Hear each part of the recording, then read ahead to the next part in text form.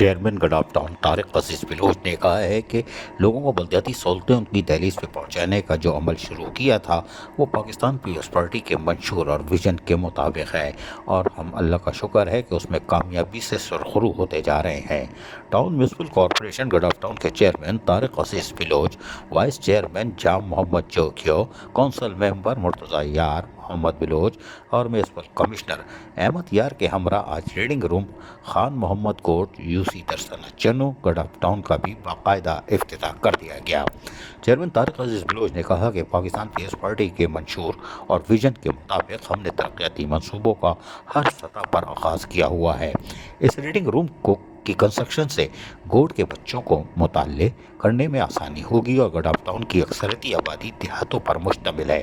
ان کو بلدیاتی سہولیات سے آراستہ کرنے کا کام شروع کر دیا گیا تھا اور آج یہ ذمہ داری ہمارے کاندھوں پر جو ہے اس کا حق پوری طرح سے ادا کرنا ہم پر لازم بھی ہے اور ہم کر رہے ہیں،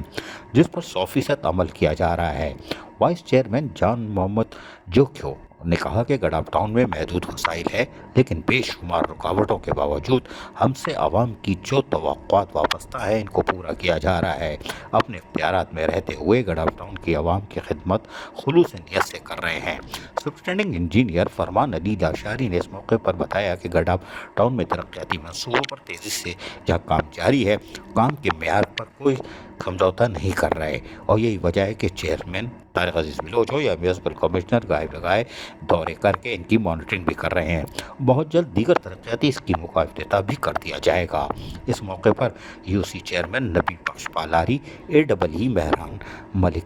اور سب انجینئر مرتضی درس، ڈائریکٹر انفارمیشن رضوان صابر، PS وائس چیئرمین جہاں زیب جوکیو اور PS چیئرمین لال جان نبی اور علاقائی معززین لالا اسلم جوکیو اور سابق چیئرمین آدم قبول اور دیگر بھی موجود تھے۔ عزیز عارف KBS بلدیاتی نیوز کراچی۔ ایسی ہی خوبصورت ویڈیوز فیوچر میں حاصل کرنے کے لیے ریڈ بٹن پر کلک کر کے اور بیل آئیکن کو پریس کر کے ہم سب کے سبسکرائبر بننا مت بھولیے۔